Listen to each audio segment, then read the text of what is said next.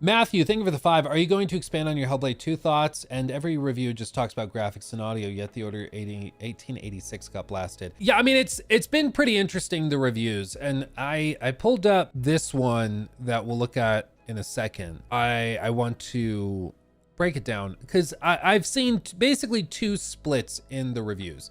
There are some that view the graphics and the production value as enough of a feature that it justifies the short runtime, and they say things like the gameplay being lackluster, the combat and the narrative and all of that stuff kind of takes a second place to the overall experience, to the broader experience that they're trying to portray, which is very immersive and all of that. And while I can understand that, and I do think there will be some people for whom this is like a game of the year. Some people are going to play this and be like, it is a masterpiece. I have no doubt there will be some people like that. But coming off of a lot of excitement from the first game, and you know, I really loved it, I was expecting at the very least improvements to the first game, and I don't see it. If you've never played a Hellblade game before, if you didn't play the first game, then maybe this is like masterpiece level because it's something you've just never experienced.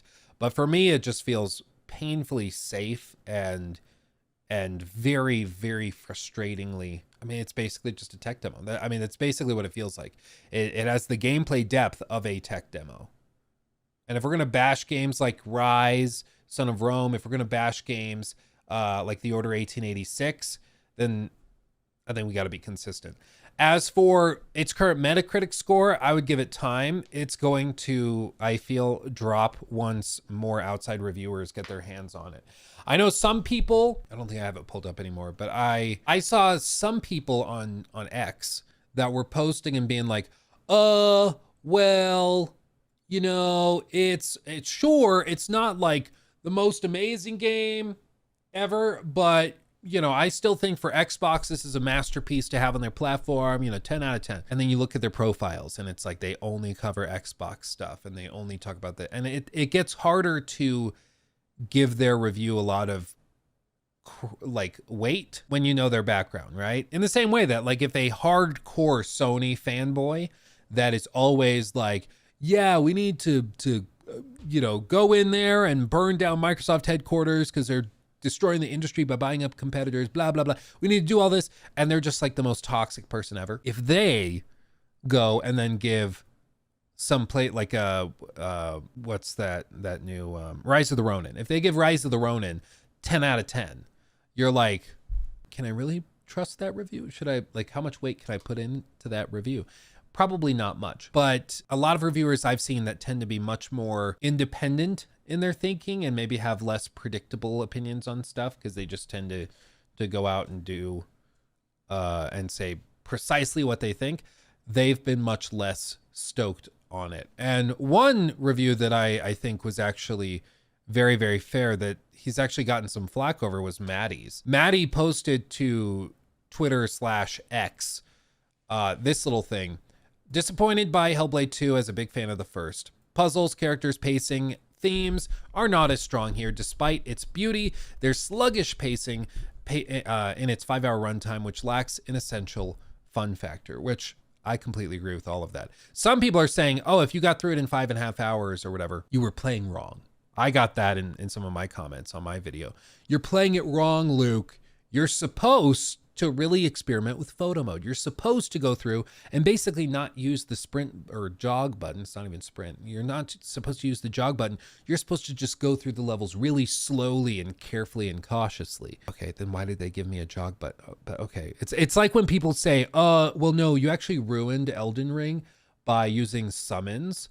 The designers didn't want you to use summons. I'm like, then why did they put them in the freaking game? What are you talking about? Same thing. Actually, in Death Stranding, you're not supposed to use vehicles. You're supposed to only use the like zip lines that you build. So anybody that uses vehicles for deliveries is basically a chump. And you're like, bro, Kojima put them in there for a reason.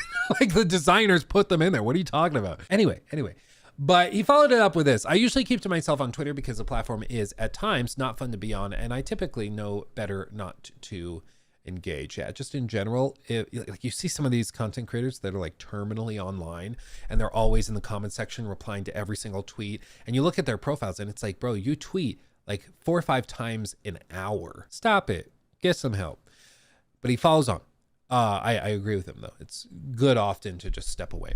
The replies I'm getting here are genuinely disheartening. People calling me a liar, claiming I throw my opinions to sustain my career, threatening the game I'm working on, pretending I'm a PlayStation double agent. Yeah, I did see comments where people are like, see, this just proves that Matty is on PlayStation's payroll and is an inside agent. It's like, bro, you guys have been, go outside. Go outside. Like, what do you mean? You think that PlayStation has people on a payroll just for double agent? Like, this isn't some sort of spy thriller. Like, he's just a YouTuber. Like, chillax.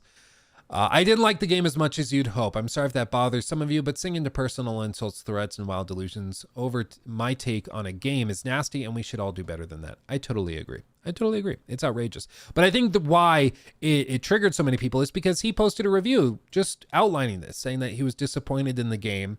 And Matty has, an Xbox podcast. He's got a lot of Xbox themed coverage specifically. That's kind of the niche that he's settled into in the last few years. And it only made sense. I mean, he's covered a lot of Bethesda stuff in years past. So once they were acquired by Xbox, it made sense. Like, go where your niche is. I get it. But yeah, how dare Matty be honest and honestly reflect his opinions of a game that he just didn't find that impressive. With our Hellblade 2 review, and yeah, I found the game extremely disappointing, and I'm going to get into that, but definitely between a rock Sony pony and a hard place on this review. Not fun, I'll tell you what, because the Xbox community despises me. They think I hate the brand. And then we have PlayStation fans who despise me as well because they think I love Xbox. And then also there's that kind of weird factor in the middle of I kind of made comparisons between Ninja Theory's potential and Naughty Dog, and they didn't like that much. And that's a take that's going to age like milk based on this review. And yeah, I'd like to issue a retraction on that one because I was definitely dead wrong. Worse yet, I mean, that was basically the pitch when they bought Ninja Theory in 2018. People thought like, okay, they're going to come in and they're going to be Xbox's Naughty Dog. They're going to come in and have huge budgets and just go crazy and do amazingly high production value stuff. And it'll be awesome. I agree. Would be awesome. Xbox needs somebody like that. And Ninja Theory, I still think could be that, but they need to spend more than like 2.5, 3 years on a game. And they need to probably hire a lot more people because it's currently a team of about 80 people. And that includes, my understanding is it includes even like administrators, the company accountant, all of that stuff. So maybe that is just the devs, but either way, it's a small team. It's a small team to be making AAA stuff.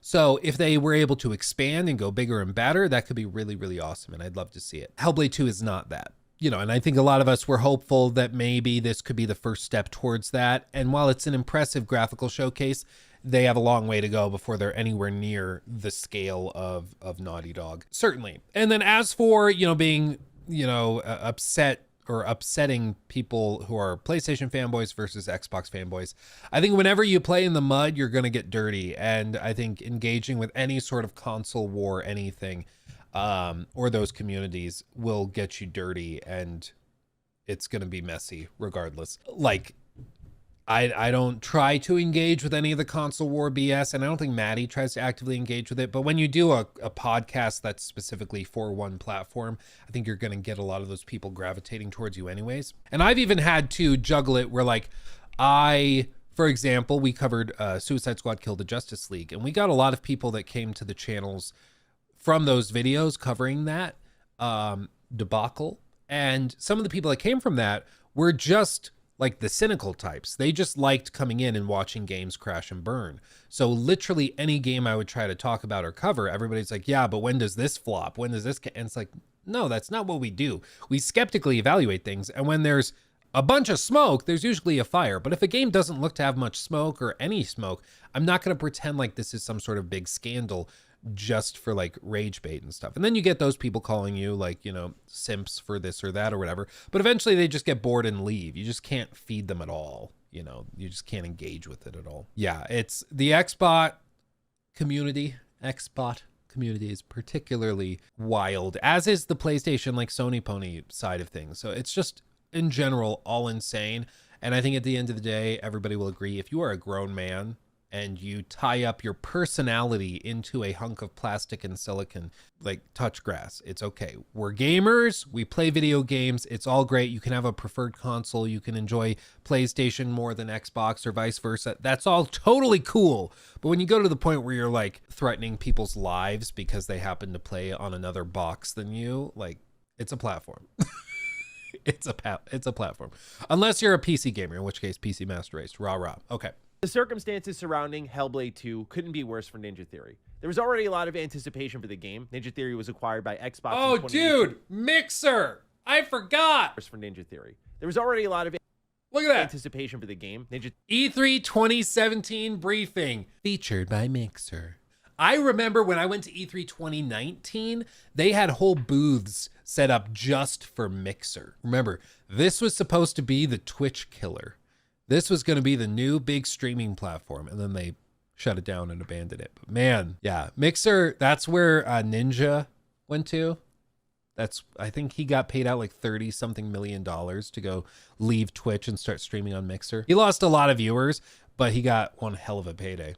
Theory was acquired by Xbox in 2018 with what felt like a public statement to gamers that despite what had happened during the Xbox One generation, the company was here to stay and invest in smaller games as a part of their business moving forward. The feeling right now is that Xbox needs its biggest win yet in a time of great uncertainty surrounding both the company's direction and the lifespan of its 30-plus studios. At the same time, Xbox is under fire because of its lack of marketing for Hellblade 2 and what is their first major exclusive in 2024 and a potential prestige product, something they've said behind the scenes they're looking for, to rebuild some public confidence in the brand. The trick is, guys, gals, is Xbox did market this game a lot. You've possibly seen like every big moment of Hellblade 2. My Naughty Dog take may have been completely incorrect, but at least I can hang my hat on the fact that I called this one from pretty far away as to why Hellblade 2 wasn't being marketed. It wasn't really, in my opinion, being sent out to die. There just wasn't much left to show, as I'll display in this review. Announced alongside the Xbox. Yeah, no joke. I said in my review, there's like what I would consider two big set piece moments. If you've played the game, you know what I'm talking about. Dare I say, giant moments. No? Okay. There's like two big moments. I thought there was going to be a big moment at the end of the game, but there basically isn't. The game just is over before it even happens. One of those two big, like, giant moments was already shown in the gameplay trailer with the giant crawling out of the sea. That's one of the two big moments in this game, and they already spoiled it and shared it. So I agree. In hindsight, it's like, what more could they have shown? They either spoil the only thing left that was cool in the game, or like they show more walking. Like, what would they even do? Like, yeah, there's nothing you could really do. Series X in 2019. Many expected Hellblade 2 sooner, and I think the game would have actually fared better in my experience if it were just that, maybe a launch title or something like that. It's a game that feels like it's been lapped by much of its competition, such as a Plague Tale Requiem. Oh, dude, the whole time I was playing Hellblade 2, I was like, bro, I think Plague Tale Requiem is just better. Like, it's not on the same level graphically, sure, but it's a very interesting game mechanically. It has some really interesting gameplay mechanics. Narratively, it hit me way harder than Hellblade 2, like way, way harder. Maybe it's just because I'm the father of a little boy, and so the whole thing with Hugo and everything was particularly haunting for me. But I love Plague Tale Requiem. I think it's a tremendous game. And it's a franchise. When was the first Plague Tale? It was around the same time as Hellblade, right? Plague Tale Innocence came out 2019. It came out 2019. So they've put out Plague Tale Innocence and a Plague Tale Requiem in the same time that Ninja Theory's been working on this 5-hour game. That's crazy. That's wild. Oh, Katie Cap, right now, go install Requiem. Like, do it to it. It will blow your mind. It is so good. Every conceivable way. It's a game that could serve as a case study to show how perfectionism has seeped into AAA style games and lets them spin their wheels for far too long with little meaningful progress made for the actual players of the game. Merely just the technology. It's a game that perfectly shows how a larger team size doesn't grant you a better game. Ninja Theory was around like 20 some odd people when Hellblade 1 was made. They were 80 with Hellblade 2. And I think you can feel that in the visuals, but when you play the game, nope. It's a game that shows you how mere graphical fidelity can no longer carry an experience, and in my opinion, never could. Worse yet, I think Hellblade 1 is far better in almost every aspect. Its level design, pacing, storytelling, and even how it gets to the core of touching issues. Just that is cooler than anything in the game. Just Aspect. Its level design. Her trip to Helheim is cooler than anything else in the second game. Storytelling, and even how it gets to like that sequence, freaking awesome. There is nothing that cool in the entirety of Hellblade 2. the core of touching issues like psychosis, the series' primary theme it delves deep into. Hell, the combat could be argued as being better in the original, given you no longer have mechanics like dodge roll attacks, and that's saying something given Hellblade 2's combat isn't really having much going on there. If I were to define this as anything, to put it in a little bottle here, it's Xbox's The Order 1886 moment. Thank you. But even then, It's crazy. We did not talk before we made these reviews. We made our reviews in isolation. I think a lot of people think that like reviewers are maybe like hopping on Zoom calls behind the scenes to like coordinate their opinions and stuff. No, it's just sometimes when people are looking at something critically, they come to the same conclusions. It's crazy how that works, right? But I mean, I think a lot of us are on the same page with this, where it feels like that Order 1886 moment. it's kind of a stretch, which is why it's not in the title of the review. I really like games such as The Order 1886 and Rise Son of Rome. Both served as showcases for their respective hardware and made no hesitation about flexing their technical might, yet they didn't leave the most important factor behind: fun.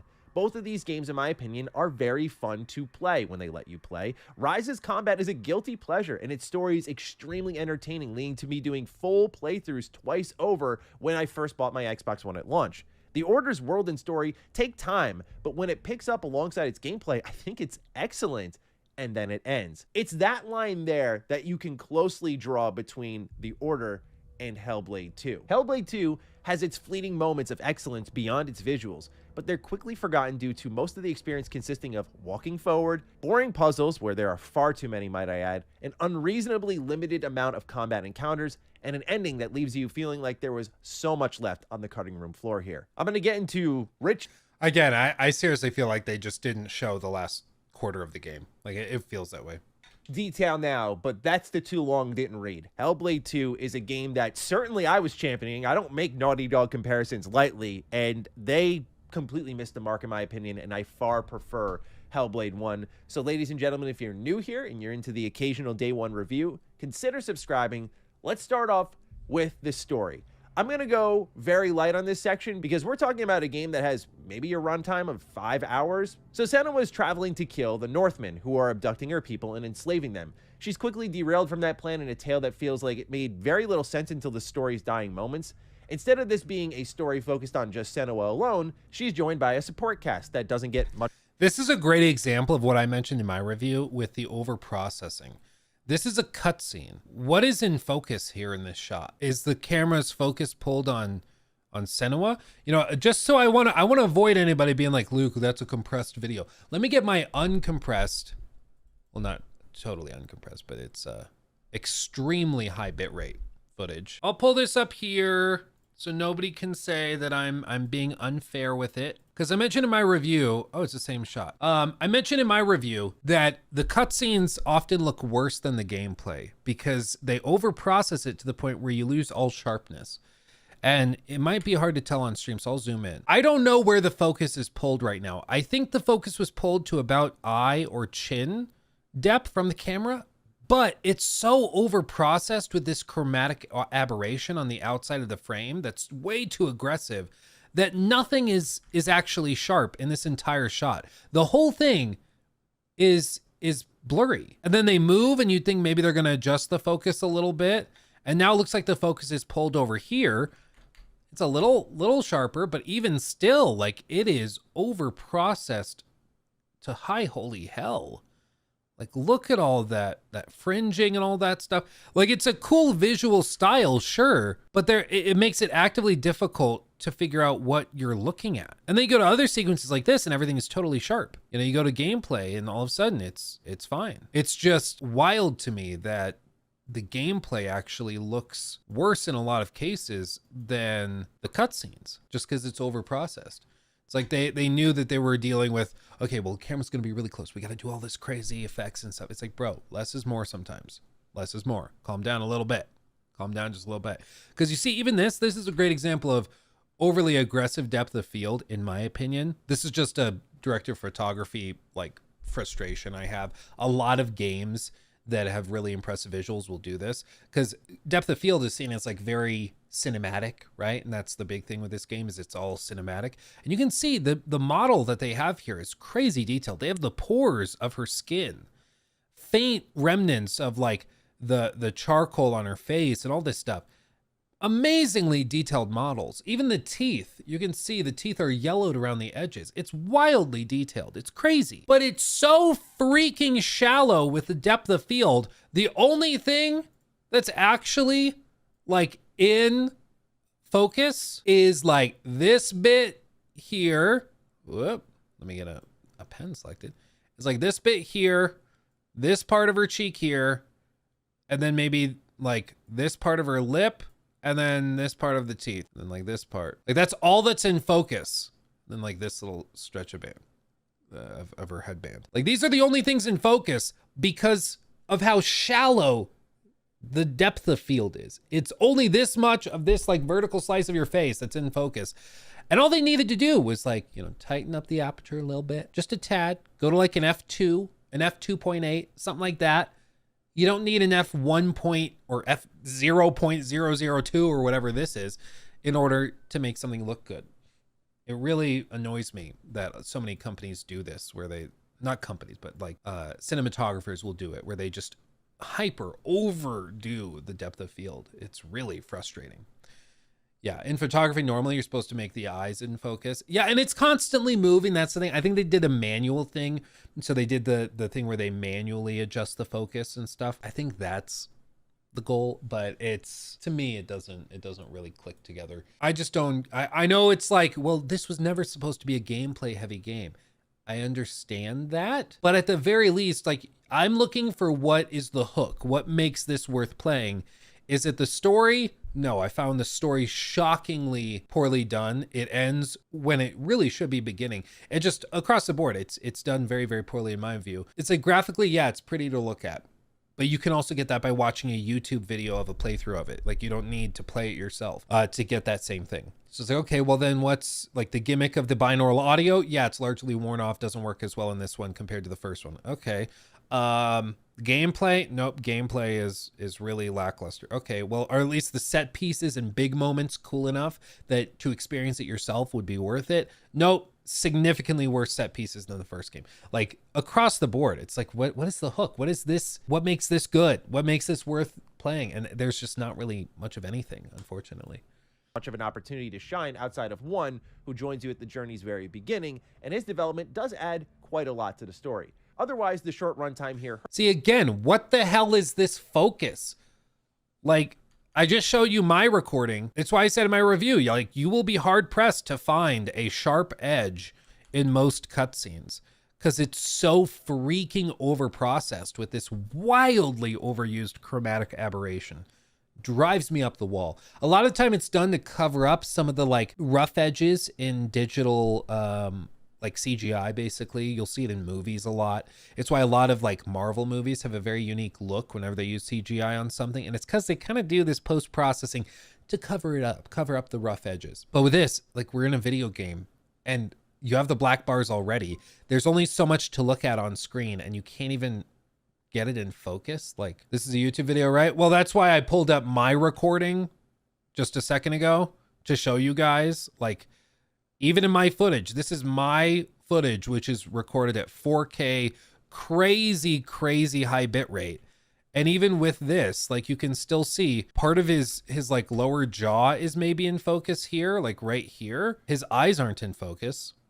All of this because you can tell like all of these edges, all of this chromatic aberration that's going on. You can tell that they did like a radial filter on it. So the center of the frame, there's like an oval like this that's not affected by the chromatic aberration. And then everything on the outside of that oval is affected more intensely the further away you get from the oval. Really standard radial filter on something like that. And it just doesn't make any sense. It doesn't look good. Like it's overdone. It's just really, really overdone in my humble. Hurts as these added characters don't have much time to develop. Meanwhile, Senua's journey is a depiction of how others interact with one who suffers from psychosis, and the game displaying how her darkness, as they put it, is a gift that can save her people.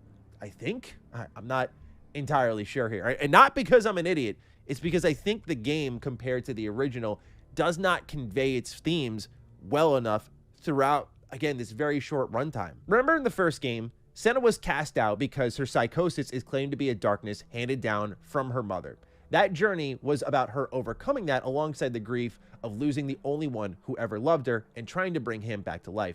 In the sequel, Senua is still coping with death, but in a different way, as it's following her wherever she goes, and she starts to begin to blame herself for the death that surrounds her both past and present. In Hellblade 1, everything from its combat to even the puzzles was in service of an impactful story being told. You didn't just fight to break things up. You fought because it was a depiction of Senua's struggles at that moment. You didn't solve puzzles to extend the length of a game, at least most times. It was typically done in synchronization with Senua learning something about herself or the world. Hellblade 2 is the opposite in all regards, and perhaps that was the saddest part for me about this review. It feels like all that Ninja Theory did to make the first game special was completely forgotten for pretty graphics, beautiful lighting, and exceptional motion capture.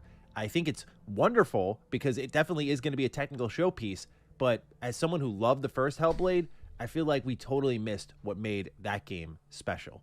Now, for those who haven't played Hellblade before, one of its greatest strengths, and it is present in this game, is being unable to tell what's real and what's not. However, I think there was a thread that Ninja Theory kind of had their hand on that they would pull at times to really connect things and make sense of what was real and what wasn't, whether it be through how encounters were set up and what Senua was actually fighting. Was it her personal demons or actual enemies? Hellblade 2 does just that. This game is super seamless in its storytelling. There's no breaks for load screens, nothing like that. It just goes, and that's one of the best parts about the game is you'll just have these beautiful transitions between reality and maybe not reality, and then big cutscene and gameplay, and it's all, again, beautiful and seamless. It is definitely something that many AAA developers are going to study, but I think as a player of games, there isn't going to be a lot for people to take away here because, again, when you go down to the story, the main thing I loved about Hellblade 1, as I raved about it in my original review,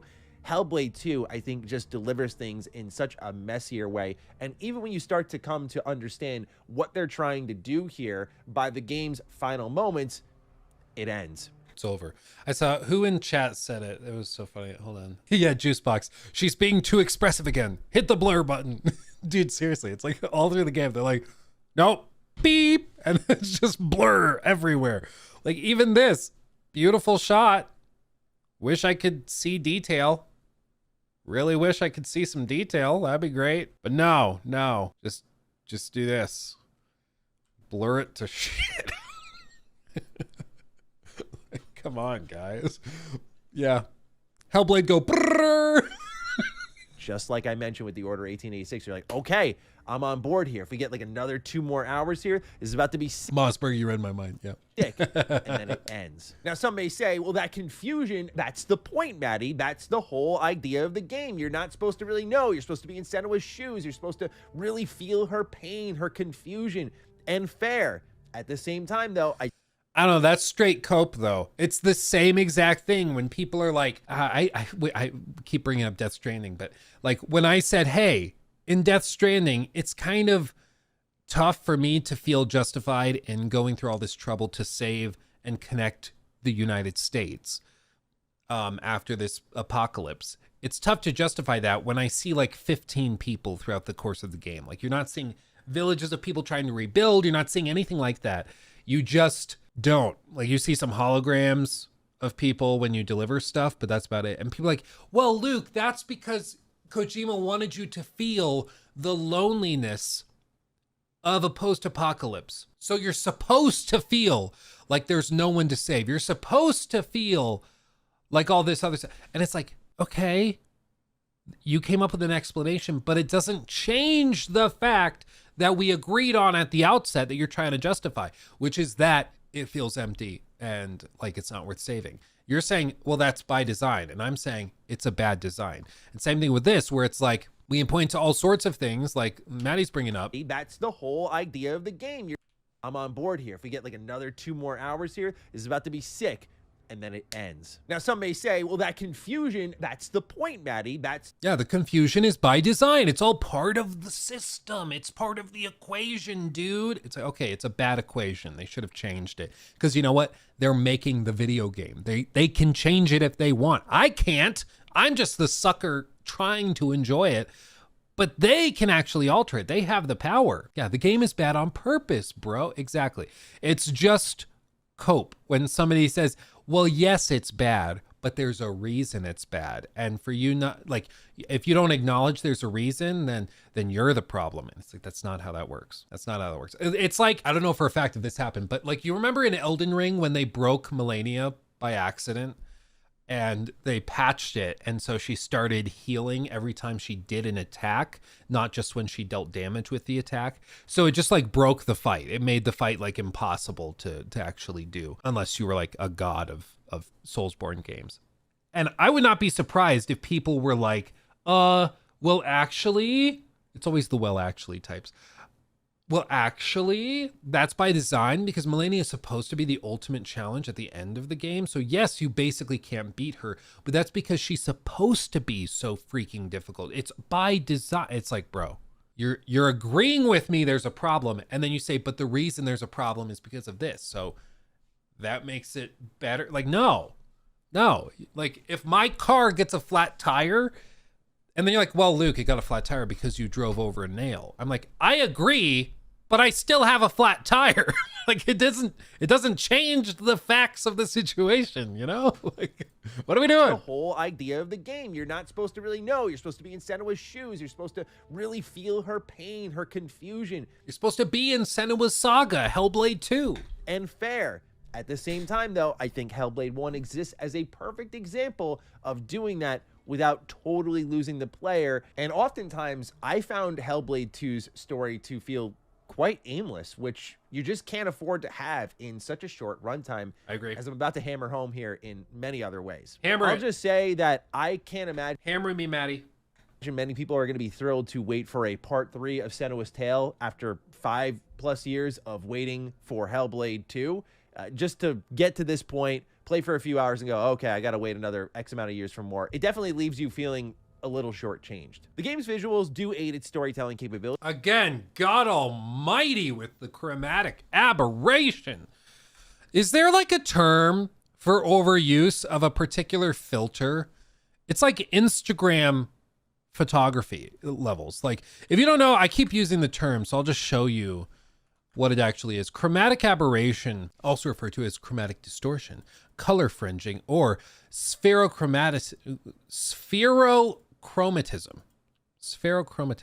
is a common optical phenomenon that occurs when a lens cannot bring all wavelengths of light to a single converging point.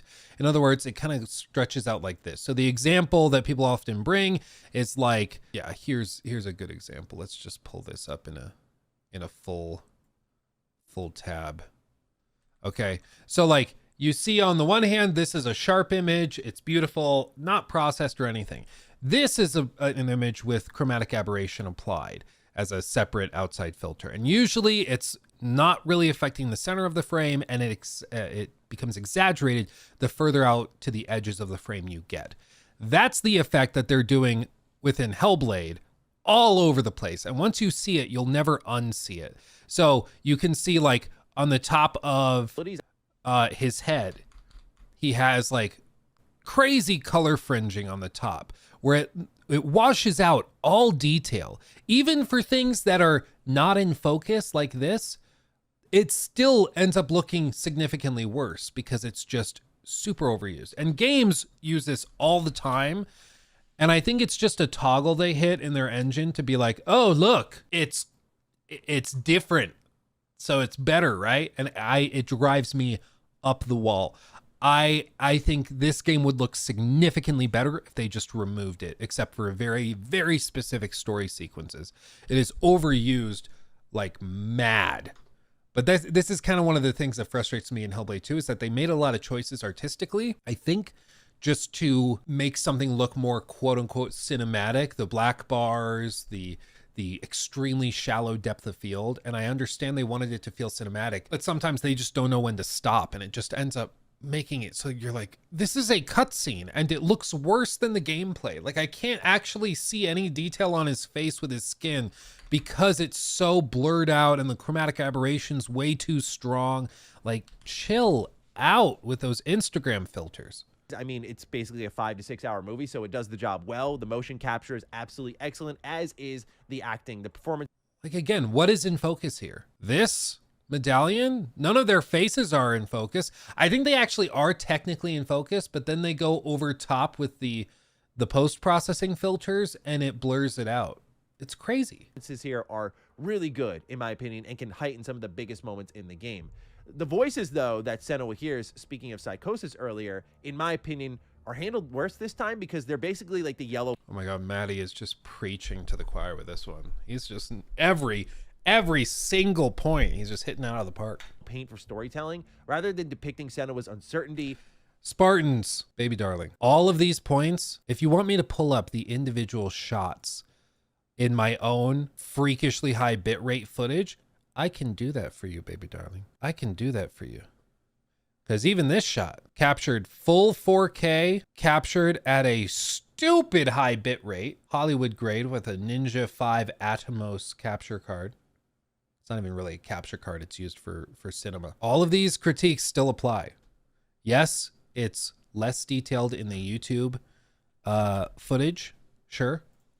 But all of it will still apply to all of my recordings and everything that I've captured itself on the outside. So if you want to keep coping, you can keep coping, but go for it, dude.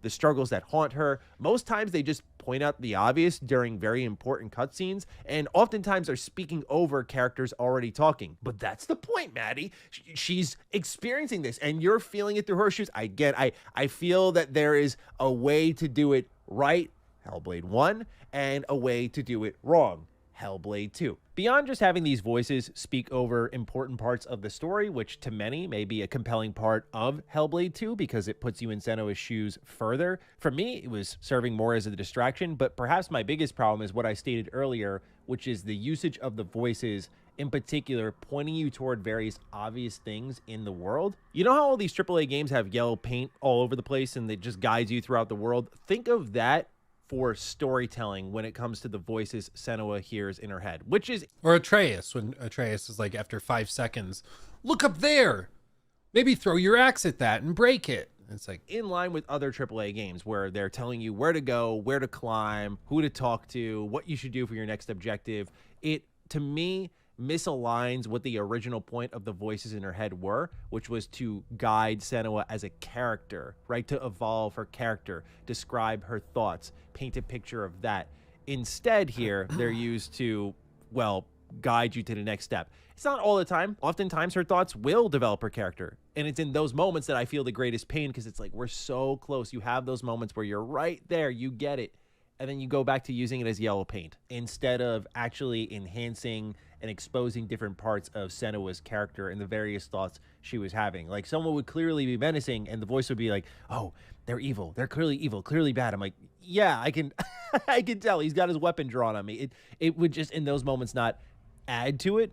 Again, this is going to be something I think many people are going to have a problem with because you're not supposed to critique these types of things. But I just think when you look at Hellblade 1, they used it in a much smarter way. To my surprise, Hellblade 2 actually does have a New Game Plus option that can add a little extra time to your play clock if you're so inclined to double dip. I won't say what it is, but on a second replay, it may add some new wrinkles to the story. It's not enough to save your experience if you're in my shoes, but you may end up liking it a lot if you end up enjoying the main story of Hellblade 2. Yeah, it's, I guess I could tell you now. Basically, they let you go back through the game again with effectively a new narrator. It's like, okay, cool. But I don't really see it as something that's going to make or break the experience. Ultimately, I think games like A Plague Tale Requiem are perfect examples of how this style of design from 2017 has been lapped multiple times, might I add. But I think A Plague Tale Requiem is the best example because that was my game of the year in 2022. It's a game that managed to have that cinematic movie feel. It put all of the story at the forefront, no doubt about it. This relationship between Amicia and Hugo was literally all it was about. Much of the time in that game is spent walking around, talking, building that relationship. But that relationship never forces you to sacrifice meaningful gameplay, exploration, interaction with the characters in its world. This design was really left behind in the late 2010s, and I think Hellblade 2 is a perfect example of why. It's just been lapped by other games that looked at Hellblade 1 likely and evolved it. To wrap up the story segment before we move on to gameplay, I just want to say that Hellblade 2 does have a lot of great moments throughout. In particular, I think the second half is full of more good moments than bad. As someone who's covered Xbox for the last half a decade, Ninja Theory has always been clear that they wanted to deliver an audiovisual experience. And even if you were looking for answers like how does gameplay move forward, you typically hear something about motion capture, lighting, performance tech, that sort of stuff. You'd never hear about combat, new moves, even the storytelling in a sense. You never really heard much about it. It was always about the audiovisual experience, which Hellblade 1 is famously known for. The problem I have, just to be extremely clear here before we move on from most of our storytelling critiques, is that Hellblade 1 didn't leave behind a ton of its fun factor and also managed to convey its themes and story in a much better manner. And that's why I may sound overly harsh with this game, because the reality is I went in expecting an audiovisual experience, and I did get just that, but I was not prepared for, quite frankly, how boring and disconnected this game would feel, and we'll talk about that now with the gameplay. Yeah, I think it's also just that specifically I think it's fair to expect some things from games. And at the very least, I think it's fair to expect for a game to do better than its predecessor. So if a game is a sequel, it should be better than the last game that came before it. And if it fails at being better than that, then I lose sympathy. Like at that point, it's like, okay, well, you didn't even upgrade this, you actually made it worse. And that's when you can have a lot of disappointment. I thought there were weird things with Hellblade 2 before it, I got to play it, but I think specifically the fact that it does so many things, in my opinion, worse than it's like the first game from 7 years ago, that makes it really tough to explain away and forgive, in my opinion.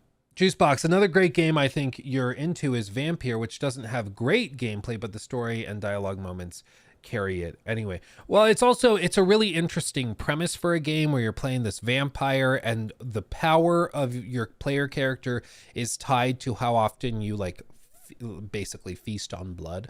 So if you want to play the most moral playthrough and not eat people basically through the story, the combat and gameplay is going to be a lot harder than if you choose to just indulge yourself and have basically an evil playthrough, in which case the game becomes a lot easier.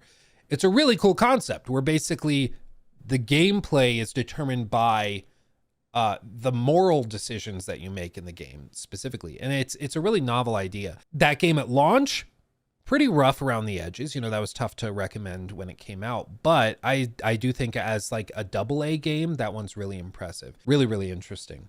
I agree. I don't know how else to put this, but what you're seeing is about the first 40 minutes of Hellblade 2. Yep. Okay, it took me a second to figure out what he was saying. Left stick forward. Yep. Just the analog stick forward, and that is no exaggeration. I know this because whenever I'm recording gameplay, I have my Elgato software up, there's a timer, and when I pressed my first set of buttons for combat in the game, I looked over and went, oh wow, 40 minutes, no breaks, 40 minutes. I was like, okay, wow, almost an hour of gameplay, and I just walked forward the whole time.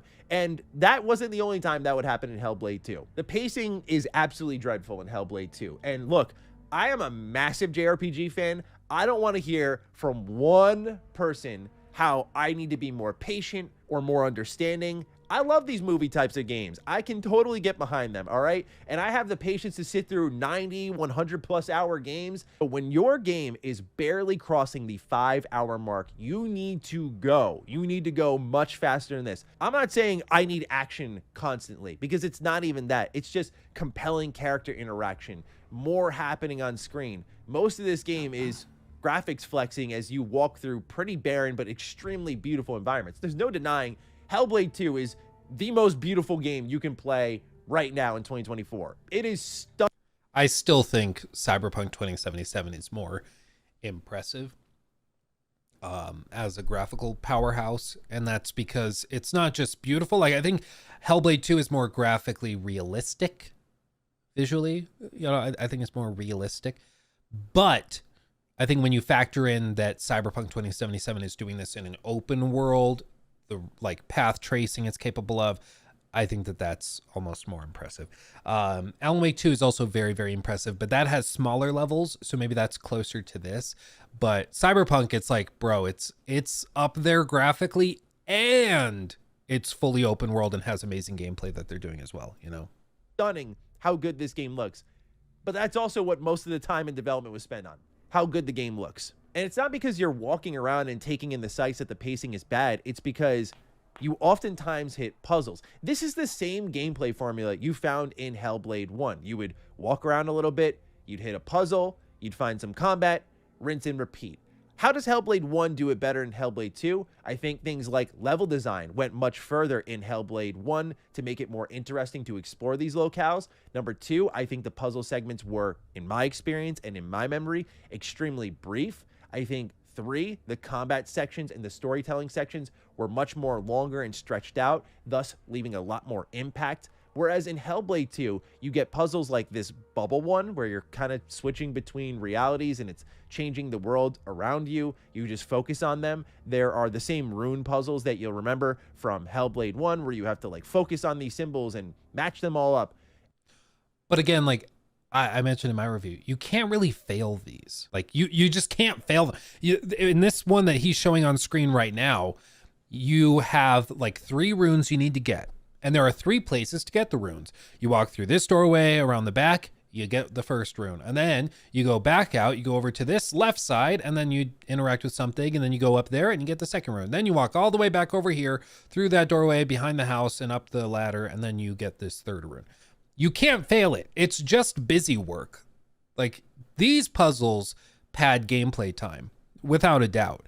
There's no interactivity. There's nothing interesting. At least in the first Hellblade, you really had to like look at the pieces floating in the air and figure out, okay, well maybe, I bet I have to stand over there. Then you go over there, stand it, line it up, and it works. In this game, it's just mindless.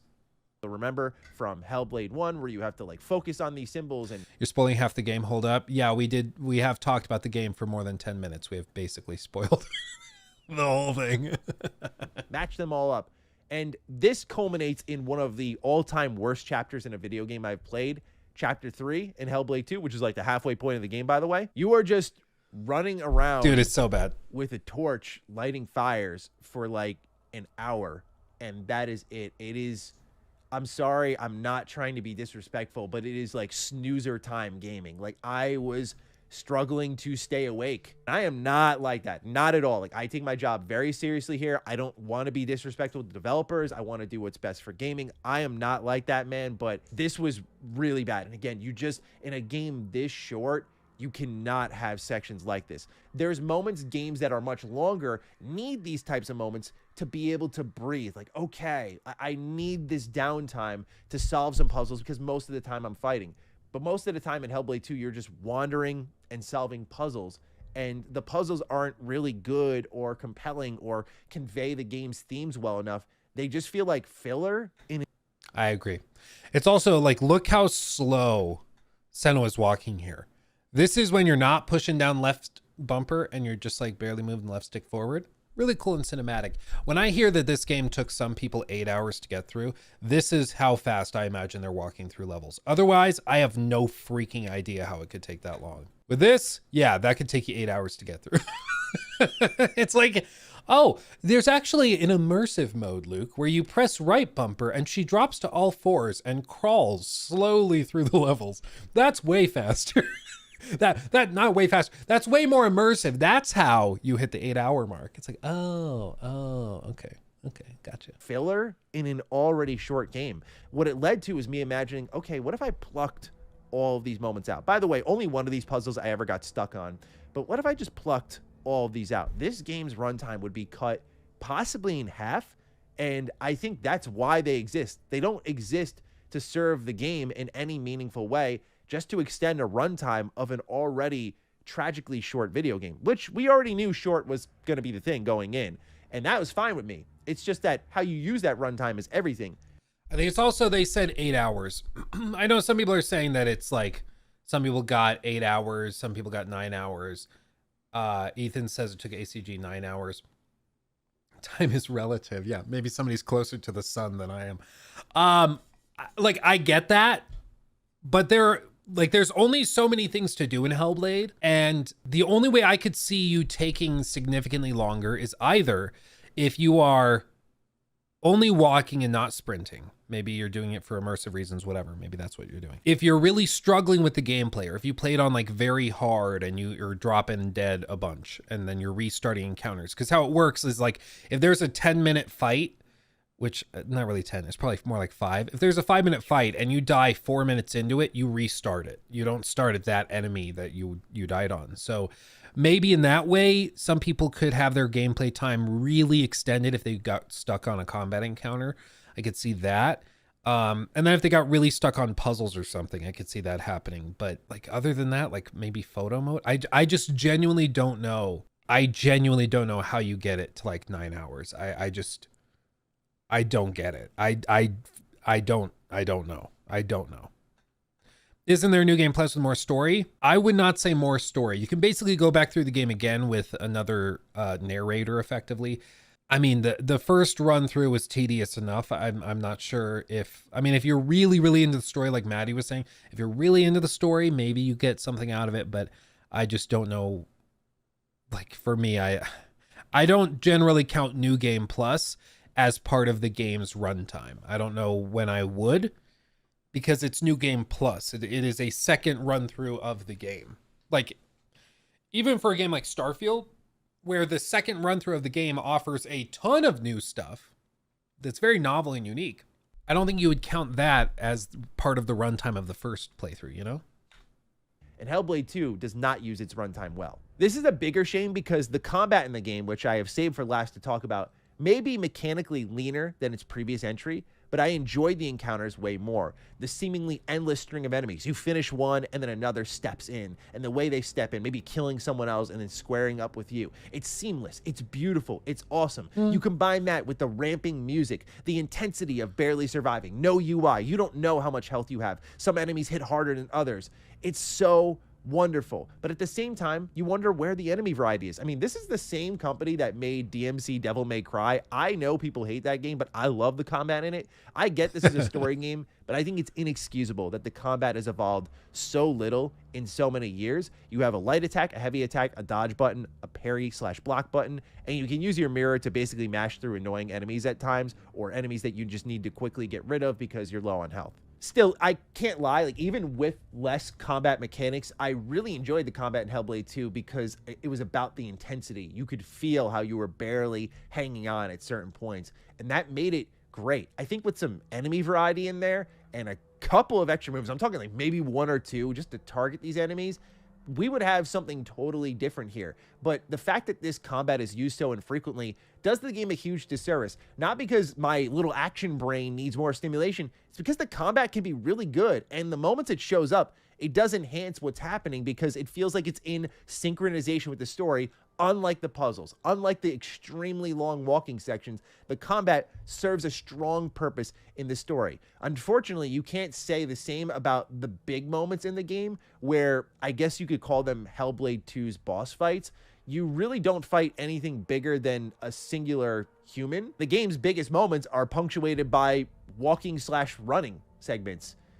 It's, again, a shame because there are bright spots, as I've hoped I've shined a light on, but I know it's mostly been critical, and it's because, unfortunately, as I said in the title, Hellblade 2 left me pretty disappointed. I am really sad to say that because, look, guilty as charged. Put a lot of belief into Ninja Theory here. I made the Naughty Dog comparisons. I will own that one every day of the week, but I was completely wrong, clearly, because while this team is a bunch of perfectionists, as I accurately said, I think they were perfectionists in the wrong areas, ultimately leaving a good way of putting impact it. factor behind, which I know is goal 1 of Hellblade, and they failed on that front. But goal 2 for Hellblade being fun, they missed that mark too. I don't know what the reception publicly is going to be for this game. I expect something polarizing based on my experience. I think some people are really going to love Hellblade too. I won't lie to you, I can't wrap my head around why, but it's definitely got that feel to it where for some people, this game will just scratch that itch. And if it does, if what I've described sounds like music to your ears,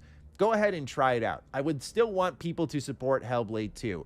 I loved the first game a ton. I love things from Ninja Theory in the past, but even that shot, that one shot is like cooler than anything we got in Hellblade 2, except for like maybe 1 or 2 moments, which were particularly big. But like that shot is just one of many that you get in Hellblade, the original game. And it's so baffling that what they've done here with Hellblade 2, I'm not going to depict to you as this tragedy. I know that the emotions are heightened right now by many people watching this video because people want Xbox to get a big win and they need a big win. And this game feels like it had to be it. And I understand all that. But for me, just pulling myself out of that moment, just looking at the game individually, it just doesn't deliver on enough areas that I personally want. And I was left feeling kind of shortchanged with Hellblade 2. Is it still worth like a Game Pass download, you may be wondering? Yeah, I think, again, this is a good weekend game if you want to go ahead and download on Game Pass. But when it comes to the $50 price tag, I'm sorry, just can't say you want to buy this one at full price. When it goes down in price, or if you want to subscribe to Game Pass for it for a month, sure, go ahead. I don't know if that'll help out the studio, as we've already learned here with what's going on with Xbox, but for you as the consumer, that's not really your concern at the end of the day. You're here to know if a game's worth your dollar, and I would say a Game Pass subscription will do. I'm thinking of like Phantom Menace. Game Pass subscription will do. Anyway, ladies and gentlemen, thank you for tuning in. Yeah, I think it's a really good and fair review. Again, I'll share the link in chats, both on YouTube and Twitch. So go show Matty some love, go subscribe and everything like that. I just think in general, it's a big old swing and a miss. There are some really weird design choices. And, you know, I hear some people who have previously been like big defenders of Xbox posting stuff like this. You know, in my opinion, we focus so much on what's wrong and not enough on praising what's right. It's like, bro, your job is to appraise games and be critical when needed, not to play cover when a game has obvious flaws. And I understand the desire to be like an optimist and let's just appreciate the good. But here's the thing, like, there's no such thing as optimist dollars when you are in a position where you have, you know, a lot of expendable income, or when you're working in the games industry and so you're getting games for free and stuff, you can easily lose sight of, I think, some of the value propositions at play. I just think like critics need to be critical. Your job as a critic, if that's what you are, is not to play cover for a multi-trillion-dollar company just because parts of your audience like them. Your job is to evaluate a game, and if that upsets your community, that upsets your community. If you honestly don't like a game, your job is to tell people that, and they can take your opinion or leave it. That's fine. Like, at the end of the day, as a critic, your credibility is almost entirely determined and gauged on how accurate your opinions tend to be. Like, if I say that, oh, I think that this game is amazing and this game's amazing and this game's amazing, and then you see all of them, they're actually terrible, then that reviewer will lose credibility, right? In the same way that, like, if somebody is accurately describing something as problematic or bad or that they suck or whatever, and then you try the game and it is actually backed up by that, then they gain credibility with you. And so the sort of social credit tends to have a way of sorting itself out a lot of the time, where people, you know, they'll reveal themselves if they're playing defense for a big company. I find it ironic people are critical of critics for being critical. Well, I think it's, to be fair, it is a vocal minority in my opinion. From what I've seen, there are some people that are very outspoken and upset about the critics that are not loving Hellblade 2, for example. In the same way that, like, I got flack when I said I found Horizon Forbidden West to be lacking. I was like, yeah, it's like an 80 out of 100. It's like a B. It's not a masterpiece. It's not amazing. It's just like good or even pretty good, but it's no masterpiece or anything. And people were losing their minds over that. But you look at it and it's like, oh, it's like a couple hundred people who are hardcore, like, fanboys of this franchise, and they feel personally attacked because you're not liking something that they liked. And It's the danger of tying your personality into a video game, you know. Don't really care for Hellblade, but criticizing games for being shorter is so anti-art.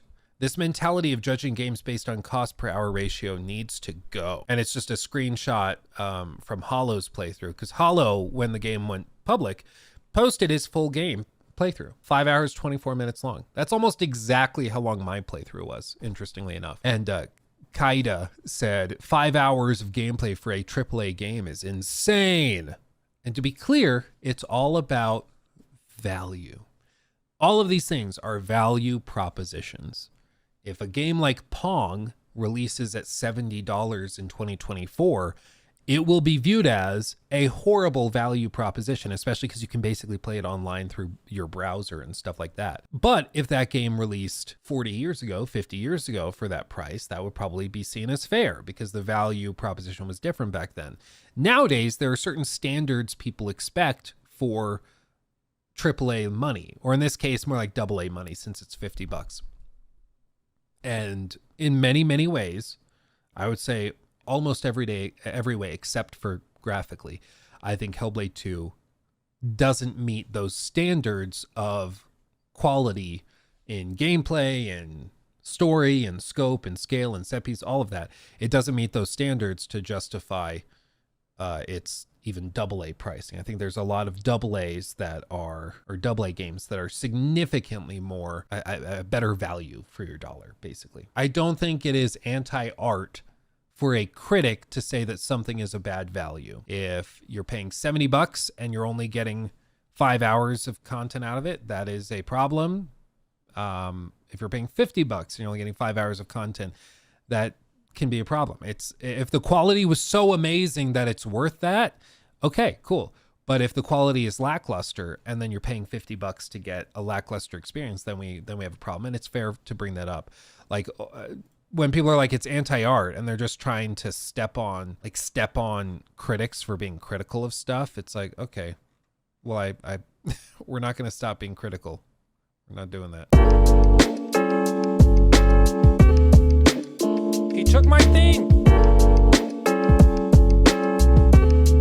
Red flag, red flag. 16 times the detail.